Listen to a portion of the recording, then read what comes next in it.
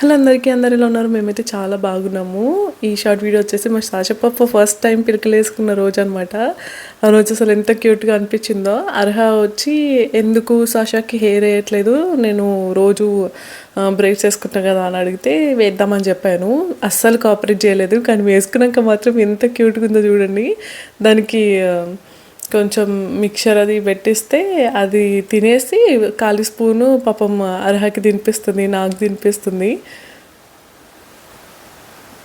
Sasha and Arha పాప చాలా ఆడుకున్నారు. చూడండి, ఎంటీ స్పూన్ పెట్టి ఏదో తినిపించినప్పుడు పోజు కొడుతుంది బుడ్డది. కానీ చిట్టి పిల్లకలతో మా సాషా పాప ఎంత క్యూట్గా ఉందో కదా. మీకు ఎలా అనిపించిందో తప్పకుండా కామెంట్స్లో మెన్షన్ చేయండి. బొమ్మలు పట్టుకొని ఇల్లంతా సందడి చేసింది.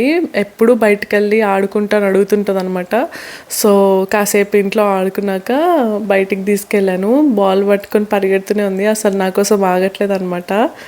ఇక్కడ ఈ లైట్స్తో నేను డైలీ ఒక 5 to 10 minutes ఆడుతుంది. ఆ తర్వాత ఫస్ట్ టైం నన్ను బాల్ అడిగింది. సరే అని బాల్ తీసుకుని వెళ్తే ఆ బాల్ పట్టుకొని పరిగెత్తింది. దాన్ని రోడ్ మీదకి వెళ్ళగానే వదిలేసింది. దీని వెనకాల వెళ్ళాలో బాల్ వెనకాల వెళ్ళాలో అసలు నాకు అర్థం కాలేదు. అంత కన్ఫ్యూజన్ అనమాట.